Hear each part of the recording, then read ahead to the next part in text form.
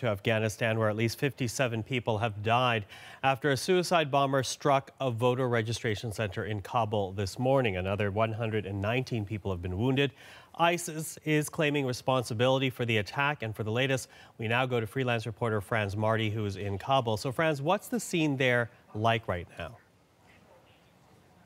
Thank you very much. By now, it is night in Kabul, so the scene has been cleaned up. There has not been much more information. A suicide bomber detonated his suicide vest near the voter registration center, and the casualty numbers you have mentioned.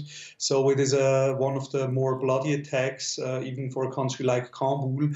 ISIS has released a statement indicating that they targeted the voting center, but they also mentioned targeting what they call Shiite apostates. The part in Kabul where the explosion happened is mainly inhabited by Hazara, who are not of the main Sunni religious sect, but Shiites. So it can't be definitively said if ISIS was after the election process or just used it as an opportunity to strike religious minorities. Now, as well, this is not the first time a voting center has been targeted. We need to note that. So what's the significance of that type of target, Franz?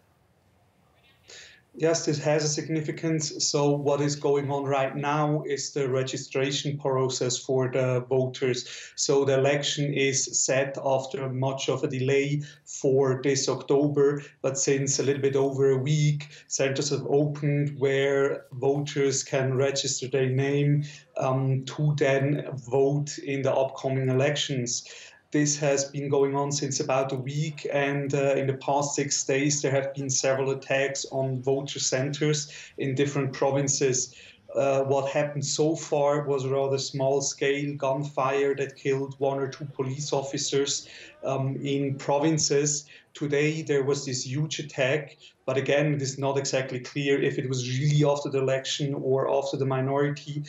Plus, then today, what got a little bit lost is that in a northern province there was a roadside bomb that exploded also close to a registration center, killing 6 and wounding 5.